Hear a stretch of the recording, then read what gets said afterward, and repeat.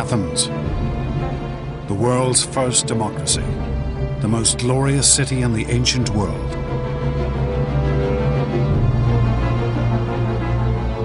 A city of wealth and power, the center of a mighty naval empire. At the head of this state stood one man, a man who seemed to embody all the Athenians' achievements, Pericles. But Pericles would now risk everything he and the Athenians had built in one great gamble.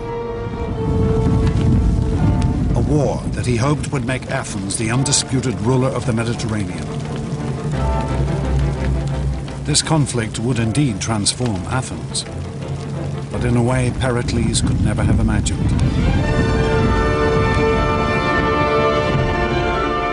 It would make this man, a common Athenian named Socrates, into the ruler of an extraordinary new empire. An empire that remains the Greeks' last great legacy. An empire of the mind.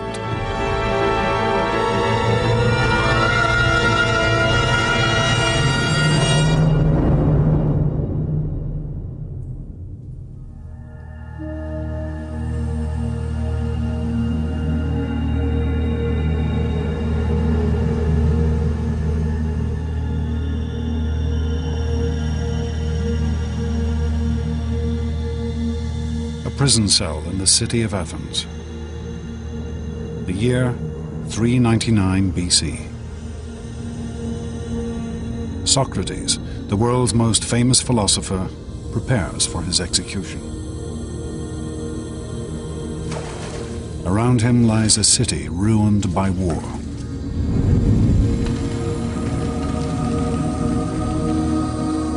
A nation stripped of glory and empire. People who have lost everything. Socrates is perhaps the one man who could have saved his fellow citizens from the greatest defeat in their history. Instead, they have condemned him to death. How could the Athenians come to execute one of their most brilliant minds? How could they lose everything that had once made them great? It is a tale that begins 3 decades before.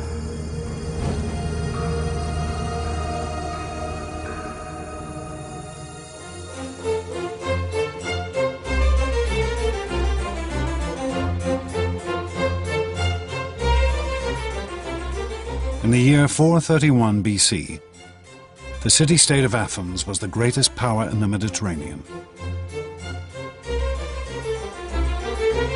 Under the leadership of the patrician Pericles, this tiny state had built a naval empire that stretched across the Aegean.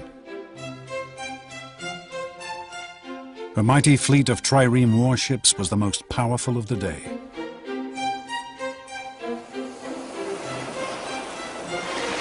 Athens lay at the center of a great trading network that dealt in goods from as far afield as Britain in the west and India in the east, bringing untold wealth into the city.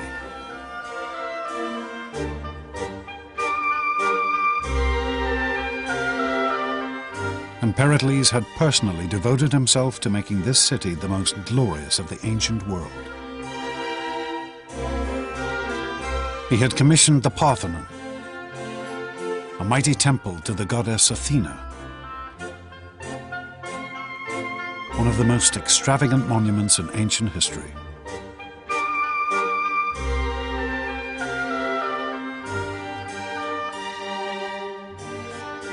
But for all his power and sway, Pericles did not rule this city.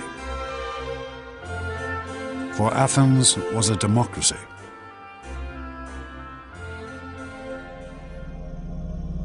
This is the assembly area of the Pnyx, home of Athenian democracy. The system that gave every Athenian citizen a say in the running of their state. Here, Pericles had to stand before his fellow citizens and win the right to lead.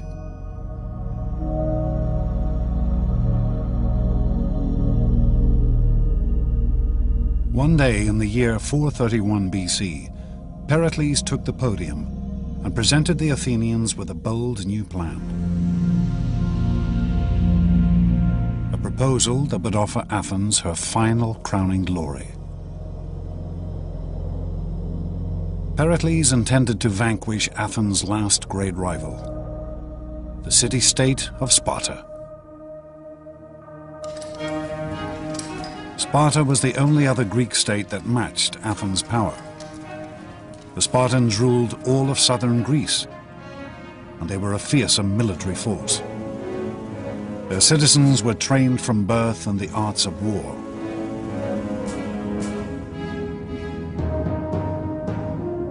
Tension had been building between Athens and Sparta for decades. To Pericles, it was now time to take on this dangerous adversary. To make Athens the undisputed leader of the Mediterranean.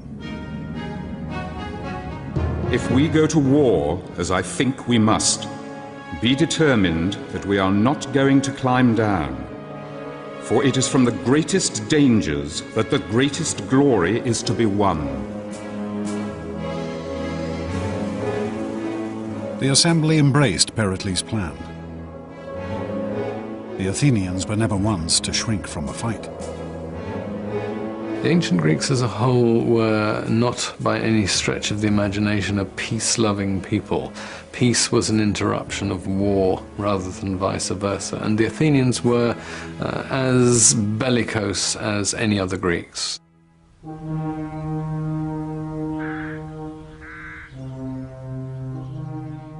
But Pericles knew that any war with Sparta would not be easy to win. For the Spartan infantry were far superior to Athens' forces. Athens' strength lay in her navy.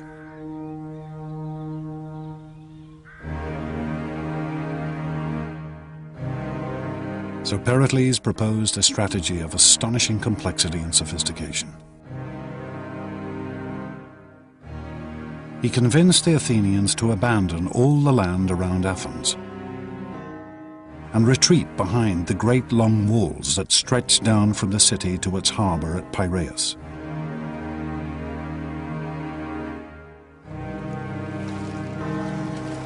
Pericles would supply the city by sea.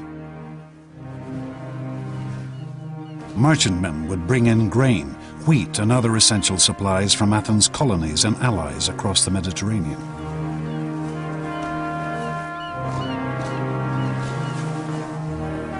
Protected by the mighty Athenian fleet.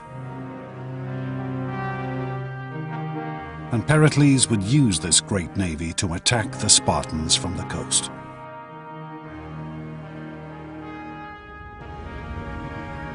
It was a strategy based on a set of finely judged assumptions.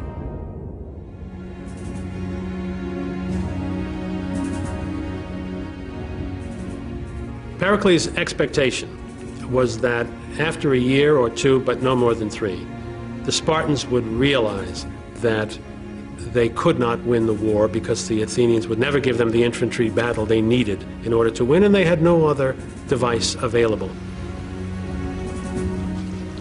Athens' fleet had always been key to the city's success. It had won the city great military victories, and it had built her an empire.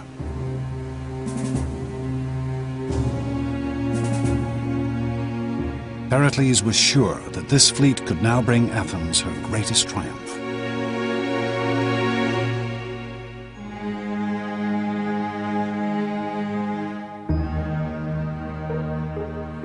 The Athenians crowded behind the city walls. Confident in their vision of imperial power and glory, they assumed that Pericles' strategy could only bring them victory. But among this teeming multitude could be found one man who refused to assume anything.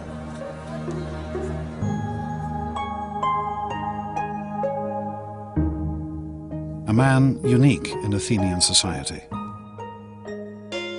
A man called Socrates.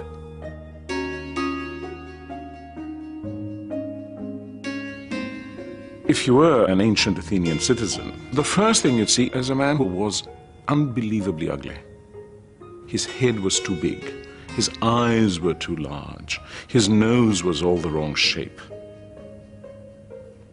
Socrates' appearance breaks every rule of classical Greek aesthetics, of the idea of proportion and measure.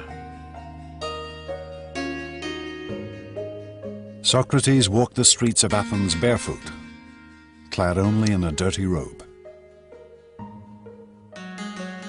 He cared nothing for appearance or any of the other conventions of his day.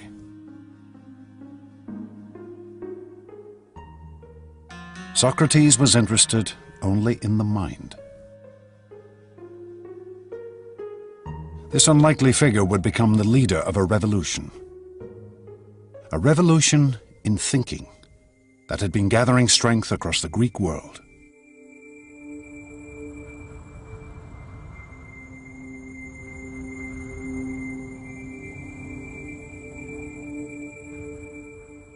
For thousands of years, mankind had assumed that the world around them, the sun, the stars, and the moon, were gods and spirits. Believing they were recording messages from their gods, ancient civilizations such as the Babylonians had gathered great catalogues of astronomical data.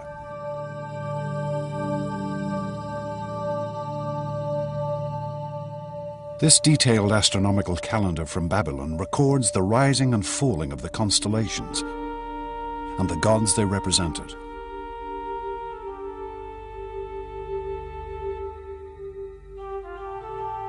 This knowledge and study of the heavens had been slowly spreading across the ancient world until it reached Greek colonies on the coast of what is modern-day Turkey. There, a shattering change occurred.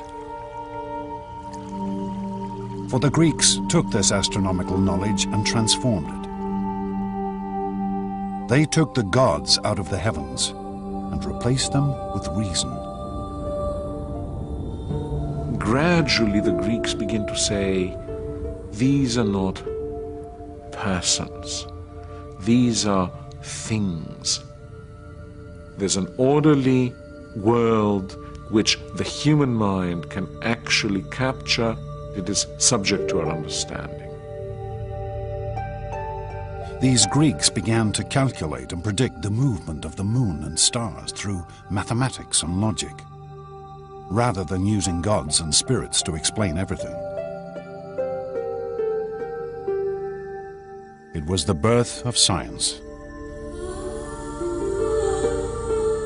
The first great Greek scientist, a man named Thales, wrote the earliest book on navigation and how to sail using the stars as a guide. And on a journey to Egypt, Thales was the first man to measure the height of the Great Pyramid. Brilliant idea. He stood next to the pyramid until high noon, when his shadow was exactly the same length as his height. And at that point he measured the shadow of the pyramid and accordingly knew the the height of the pyramid, which is actually an application of a rather sophisticated geometrical theorem. These Greek scientists would go on to measure the circumference of the world when most people still thought it was flat, to devise steam engines, water pumps, and suspension bridges.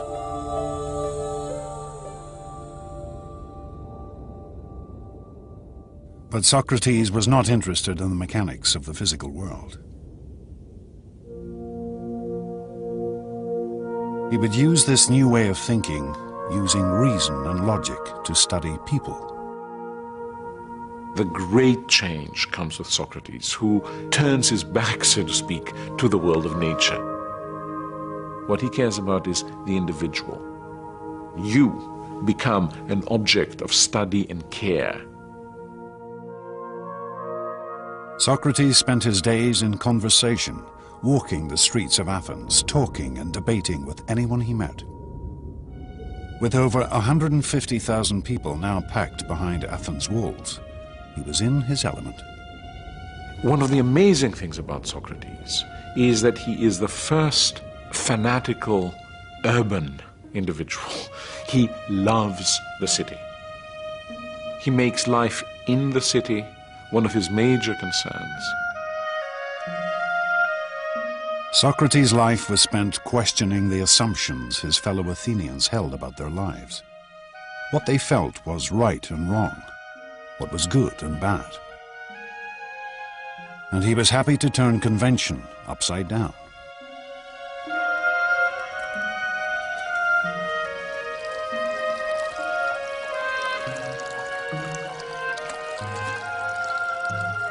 One of Socrates' followers recorded how, at the end of a drunken dinner party, Socrates proved to a fellow guest that he was in fact the better looking of the two.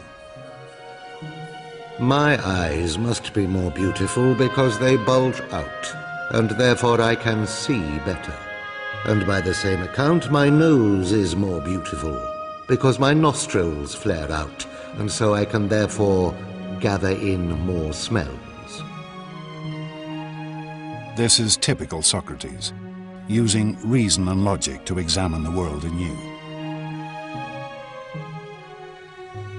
Socrates says you must make every decision based on your own understanding of what is good and what is not good, what is right and what is wrong. For Socrates, this freedom of thought was paramount, even if it meant upsetting the whole notion of a beautiful nose. I tell you, let no day pass without discussing all the things about which you hear me talking. A life without this sort of examination is not worth living.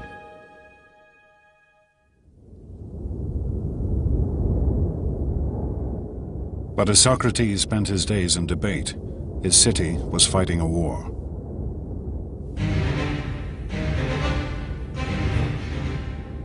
The Spartans invaded Athenian territory and set about burning all the farmland around the city. The Athenians became increasingly anxious. They could only watch from the city walls as their fields and crops were destroyed. But such was Pericles' reputation, he managed to convince the Athenians to stick with his plan. The city could rely on her fleet and shipments from overseas to survive. Little did Pericles know that this fleet now carried an even greater threat.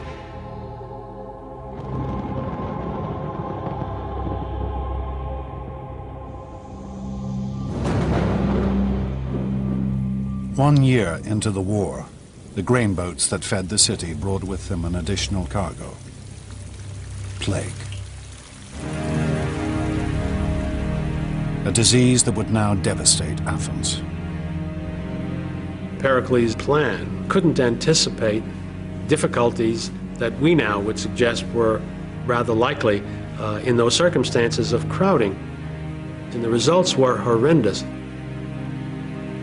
With the population crammed behind the city walls, the affliction spread like wildfire. The symptoms were horrific. The Athenian historian Thucydides, who lived through these years, recorded its effects. The body was suddenly seized, first with violent heats around the head and redness and inflammation of the eyes, and then the disease descended into the bowels, producing violent ulceration and uncontrollable diarrhea. The sufferings of individuals seemed almost beyond the capacity of human nature. The city must have looked terrible, smelled terrible, been awful to be in, and terror must have reigned everywhere. Sufferers, racked with fever and overcome with unquenchable thirst, would crawl into the city cisterns and water mains to die.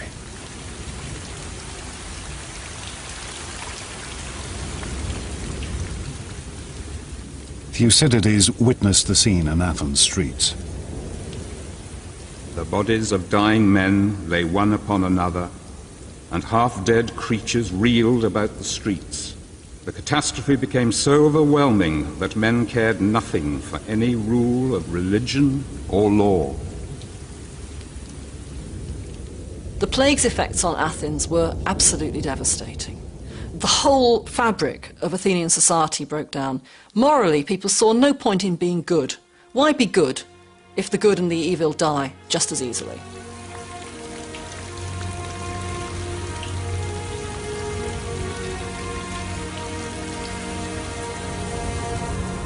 The plague would kill over a third of Athens' population. And then it struck the city's figurehead, Pericles.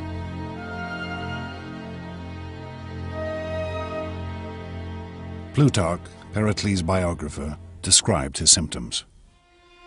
The plague seized Pericles, not with sharp and violent fits, but with a dull and lingering distemper, wasting the strength of his body and undermining his noble soul.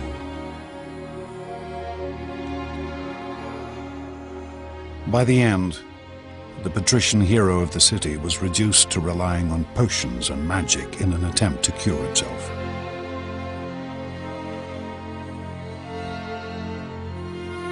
He showed one of his friends a charm that a woman had hung around his neck, as if to say that he was very sick indeed when he would admit of such foolery as this.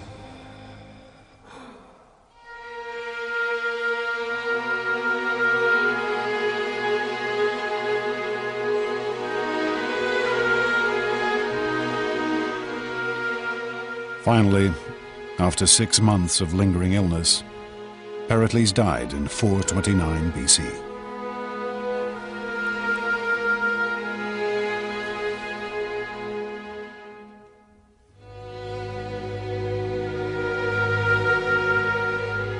Pericles had planned to make Athens into the Mediterranean's greatest power. But his carefully calculated strategy had brought only disease and death. Like most brilliant men, like most people who have had great success all their lives, Pericles simply underestimated the degree to which some things are out of the control of the very best intelligence and the very best knowledge that there are.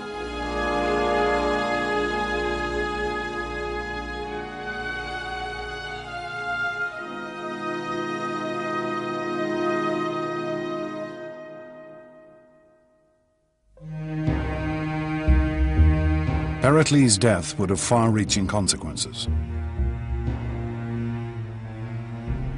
It soon became clear that this one man had been the linchpin of the Athenian state. Plutarch records that the changes were swift and dramatic. Those who while he lived had resented Pericles' great authority now realized that he had been the main protector of public safety. So great a corruption and such a flood of mischief and vice followed.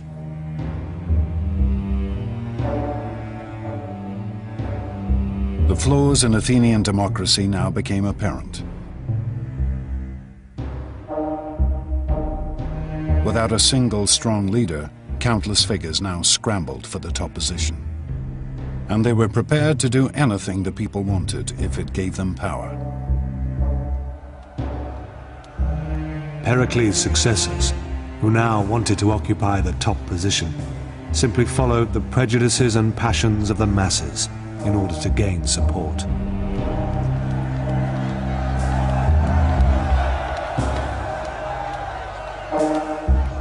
Athenian democracy now revealed a new and terrifying potential.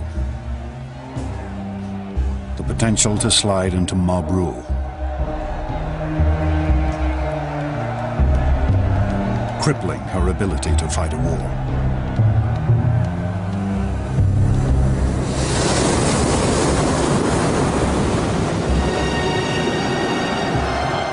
As the conflict raged on, an Athenian naval force won a skirmish with the Spartans in rough and storm-tossed seas. The generals who had commanded the force returned to Athens expecting a hero's welcome.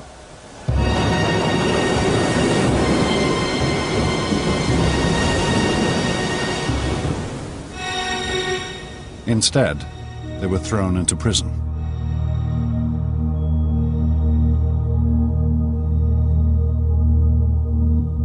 The storm had forced the Athenian commanders to sail straight back to Athens, without picking up any of their soldiers who had fallen overboard during the battle. Rabble-rousing speakers had convinced the assembly that this failure to rescue the men was a crime so appalling that all the generals should be summarily tried and executed.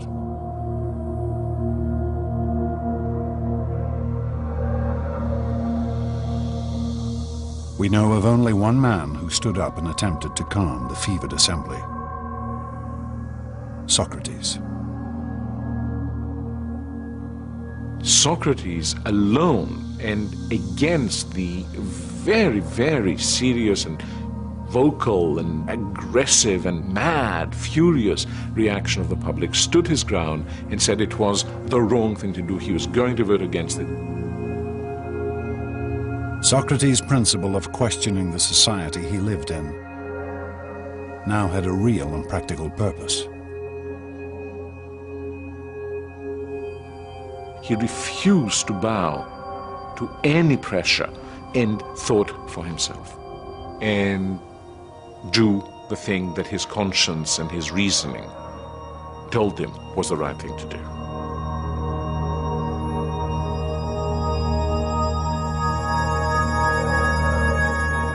But in the end, Socrates was only one voice amongst the multitude, and he could not sway the assembly. The generals were condemned to death by drinking poisonous hemlock.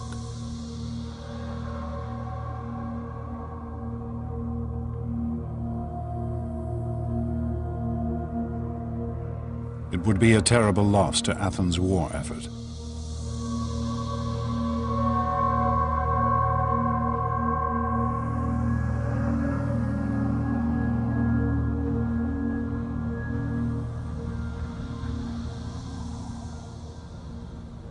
With the assembly in the hands of self-interested despots, once mighty Athens began to lose her way.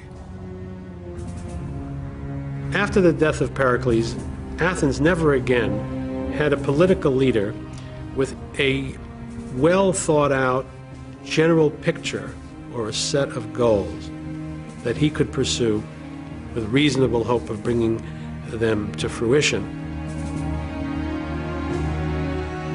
The war against Sparta degenerated into a bitter, dragging conflict that spread over a decade. The Spartans ravaged the land around Athens, and the Athenian fleet kept the city supplied.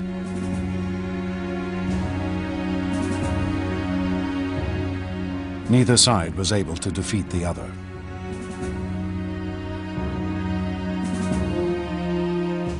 Deprived of victory, the Athenians grew increasingly frustrated. Were they not the greatest state in all of Greece? Surely the time must come for Athens to prove her power once and for all.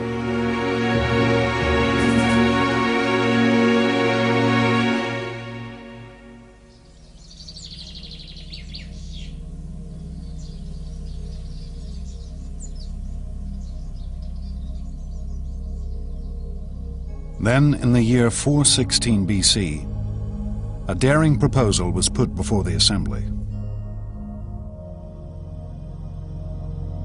A proposal which, even if it did not defeat the Spartans, would at least satisfy Athens' hunger for glory. A small Greek colony on the island of Sicily had asked for protection. Protection from a neighbor allied with Sparta. Why should the Athenians not come to their aid, humiliate their Spartan adversary, and perhaps conquer all of Sicily at the same time?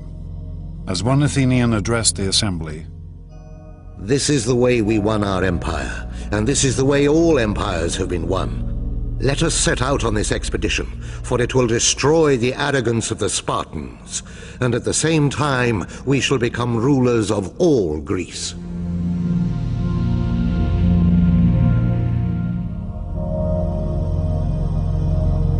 was a bold plan to be executed on a vast scale, requiring a great fleet of warships and a landing force of over 10,000 men. The Athenians threw themselves into the project with fervor. Armorers beat out new weapons. Soldiers tested out their equipment. Stores were loaded onto a fleet of Athenian triremes. And the shipwrights prepared their vessels for the sea.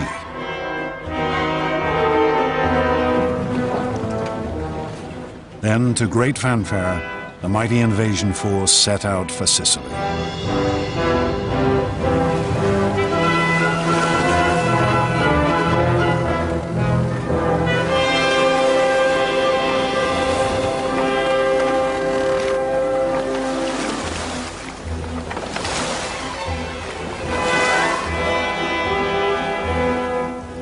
Six months later, word came back. The campaign was not going as quickly as hoped. They needed reinforcements.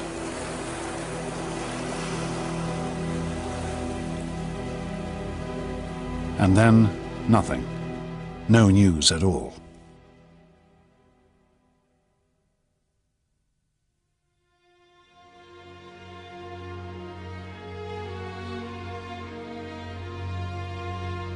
Then, in the autumn of 413 BC, a sailor arrived in the city.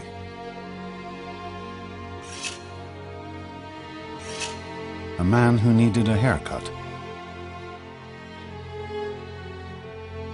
And as he talked to his barber, he told an appalling tale of a vast and terrible slaughter.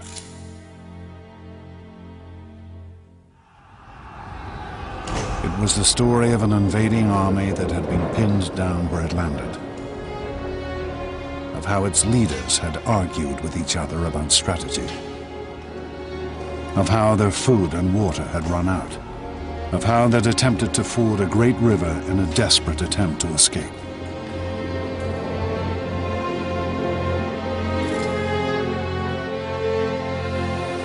They rushed into it, all discipline lost, and every man wanting to cross first.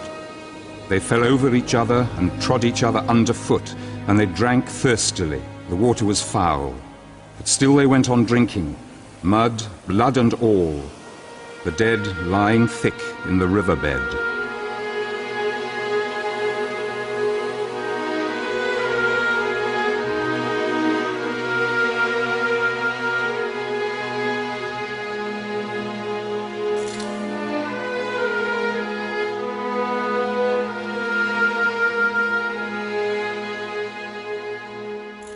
This was how the Athenians discovered that they had been the victims of one of the greatest defeats in ancient history. Over 50,000 men had been killed or taken prisoner.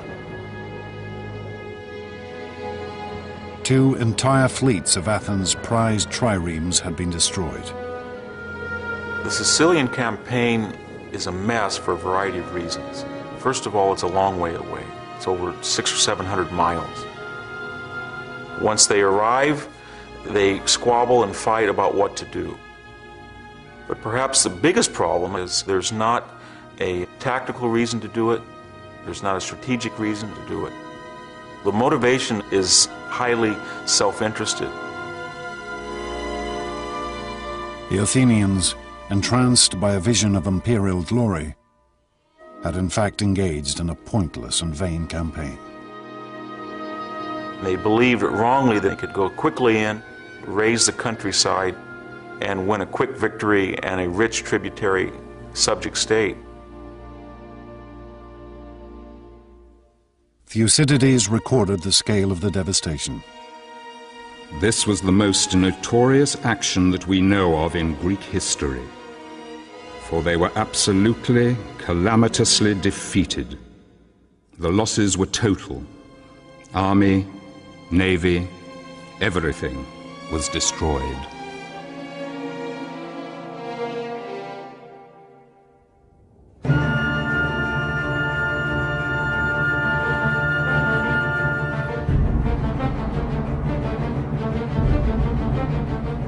With Athens' military power now crippled, her enemies began to close in.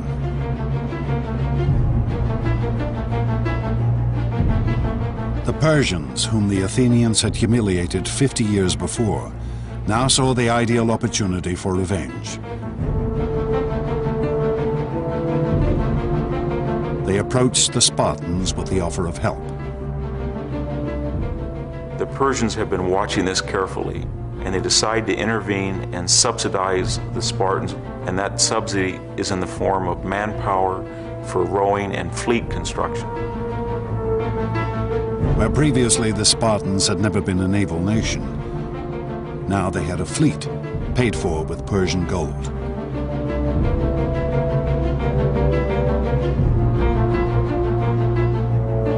With Athens' navy decimated by the defeat in Sicily, the Spartans could now blockade the Athenian harbors. The great grain convoys from Egypt and the colonies could no longer get through. And finally, the Athenians began to starve in the streets.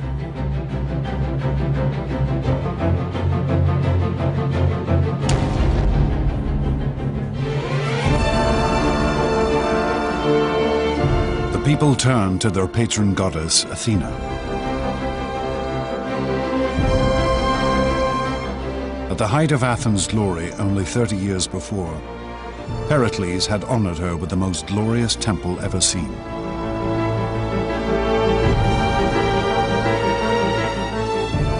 But the goddess could offer no help now.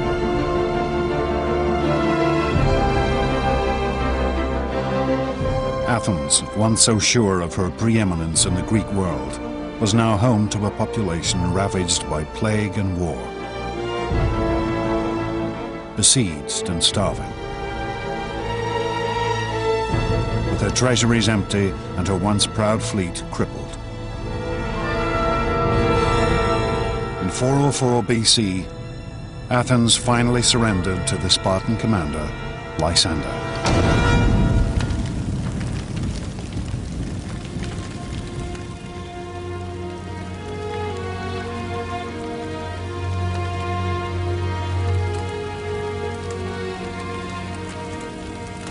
The Spartans' terms were heavy.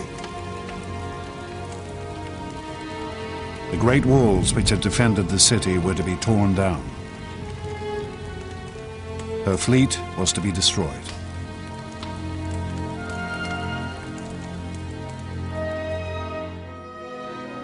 We had this wonderful scene of Lysander sailing into the Piraeus and dismantling the Athenian fleet. That's important because the destruction is symbolically a destruction of the Athenian Empire.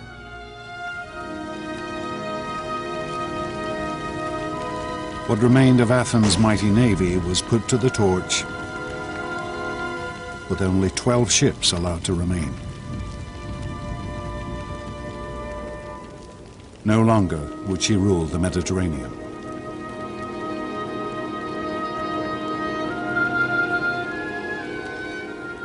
The Athenians became convinced that they could do, finally, in the end, more than they really could.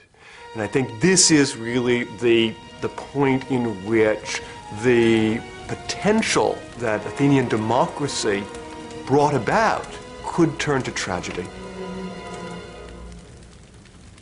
They could achieve great things, they could not achieve all great things. But it would still take one more act of vanity and violence before the Athenians could redeem themselves. And their city could be reborn.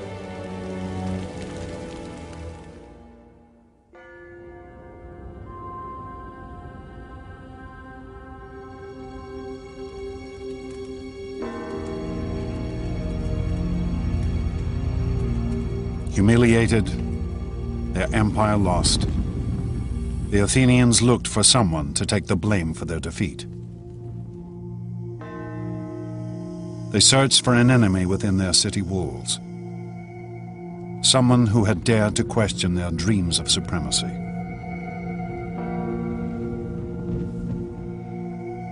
They searched for Socrates. Socrates was a critic. He was critical of the thinking and the thought processes of his fellow citizens, and he was critical about the public affairs of Athens. For over 50 years, Socrates had been publicly questioning and attacking the traditions of Athenian life. And around him he had gathered a group of youthful followers. Surely this must have weakened the city's moral character, undermined her hunger for victory. On the command of the assembly, Socrates was arrested on charges of questioning the state religion and corrupting the youth of the city. I am quite sure that especially in a relatively small society like Athens, someone who is constantly questioning the principles by which the society has traditionally governed itself will be perceived as a very major danger by at least some people in society. You can easily see that a few hundred people might want him out, and they did. The Athenians would now put to trial the one man who dared to question the way they lived their lives.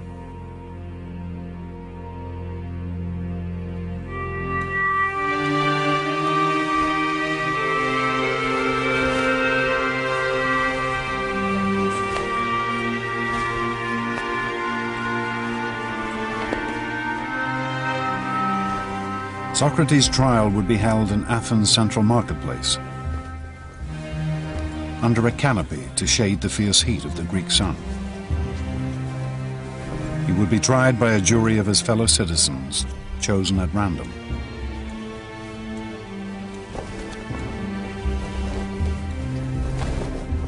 But this would not be a trial we would recognize. The Athenian legal system was remarkably different from a modern system. There are no lawyers involved with this. There is no trained judge involved with this. It is, in some ways, a very frightening system from a modern point of view.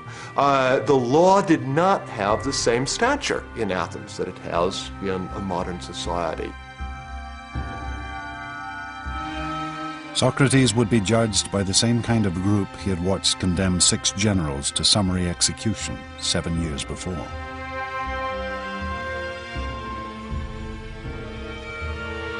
He would be given only a limited time to defend himself. All speeches in the Athenian courts were timed by a water clock. One jar of water steadily running into another.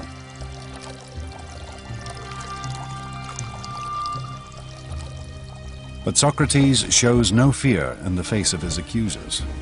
In fact, he is positively stubborn. He explains that far from corrupting Athens, his life of questioning has done nothing but improve the city. To put it bluntly, I've been assigned to this city, as if to a large horse which is inclined to be lazy and is in need of some great stinging fly. And all day long I'll never cease to settle, here, there, everywhere, rousing and reproving every one of you. It is not an approach designed to win sympathy. Socrates is setting himself and his life against the entire Athenian state. He is doing what he thinks is the right thing to do. He thinks the life he has chosen, this life of thinking for yourself, is the best life. As he says in his speech, the unexamined life is not worth living for a human being.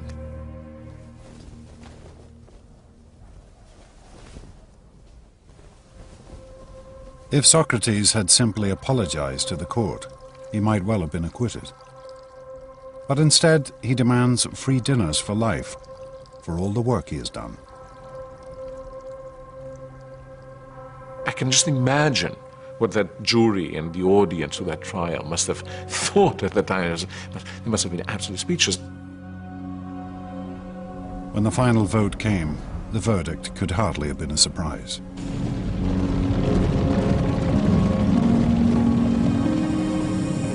The court found Socrates guilty with the penalty of death.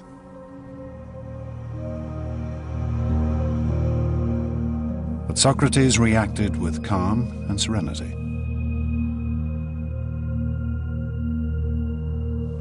Well now, it is time to be off.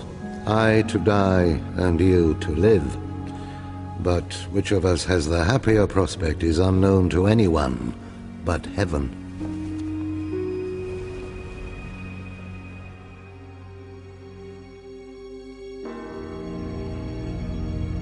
Socrates was taken from the court to Athens prison.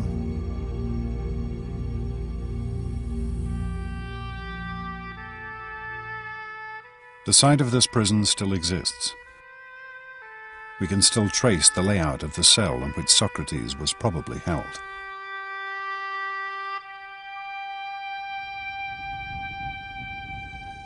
And we still have accounts of Socrates' last days from friends who visited him in his cell. They are among the most famous Greek writings. For with his death, Socrates would transform Athens. He would show his fellow citizens that the principles of reason, of questioning the world, were something worth dying for.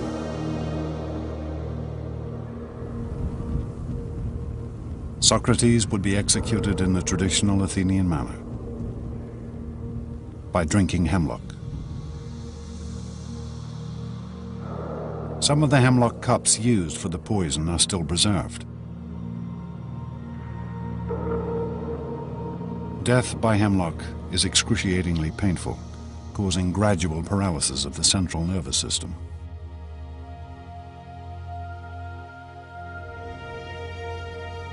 But as the moment of his execution drew near, Socrates turned to his friends, treating the whole affair as if it were nothing at all. For me, the fated hour calls. In other words, I think it's about time I took my bath. I prefer to wash before drinking the poison, rather than give the women the bother of washing me when I am dead. But as the hemlock was poured, his friends broke down. We have the account of one named Fido. In spite of myself, the tears came pouring down, so that I covered my face and wept broken-heartedly. And then everyone in the room broke down, except Socrates himself, who said, "Really, my friends, what a way to behave. I'm told that one should make one's end in a reverent silence. Calm yourselves and be brave."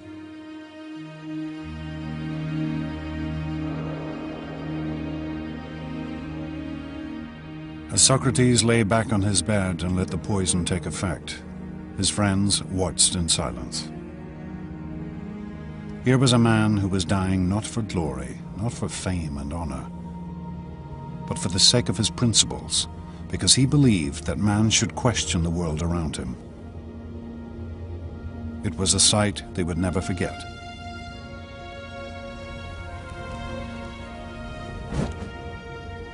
Socrates, in his life and in his death, becomes a completely new Greek hero. From now on, the hero is a person of conviction, a person who will follow nothing but the dictates of his intellectual conscience, and that is a new conception of what a human being is like and what a good human being must be like.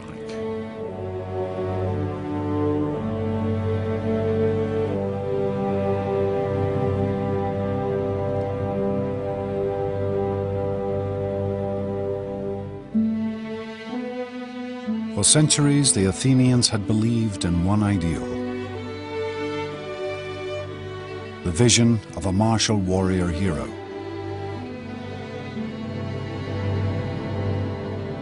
It had driven them to conquer great foes, to build a mighty empire. But now, in the depths of defeat, they discovered a new figure to venerate. Effigies of Socrates have been found amongst the ruins of the Athenian prison. perhaps offerings to the dead philosopher. Perhaps the most important lesson that Socrates left is the need to be critical and the need to be self-critical.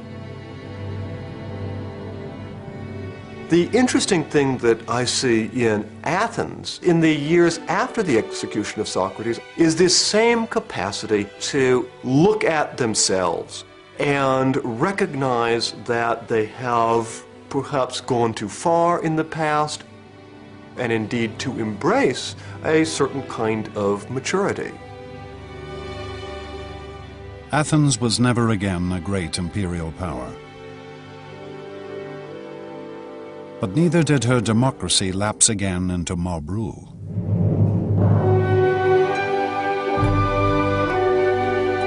Instead, she became a city of intellectual inquiry.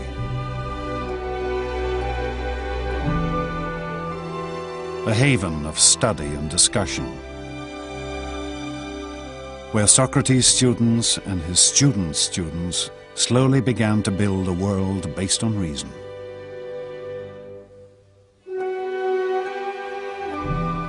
Plato tried to formulate the ideal society. Aristotle studied nature, establishing biology and zoology. And slowly the ideas and work of these Greek thinkers began to spread across the known world.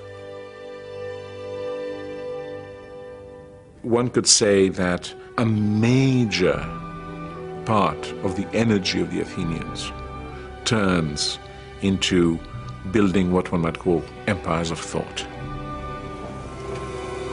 So where before you had Athens sending its ships to the various islands in order to collect taxes, here you have reason extending its dominion over all areas in which our lives are actually lived. Socrates' principles of reason, of questioning assumptions and the world around you, still endure.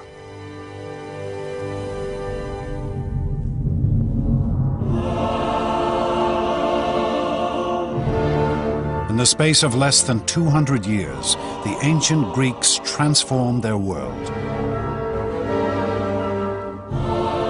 For amongst these ruins, a few great figures carved a mighty empire.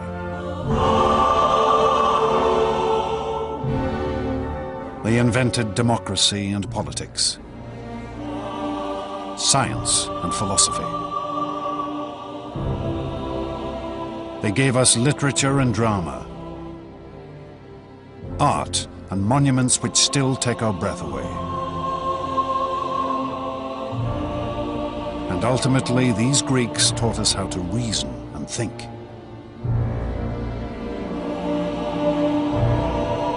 Two and a half thousand years later, their astonishing achievements continue to shape our world.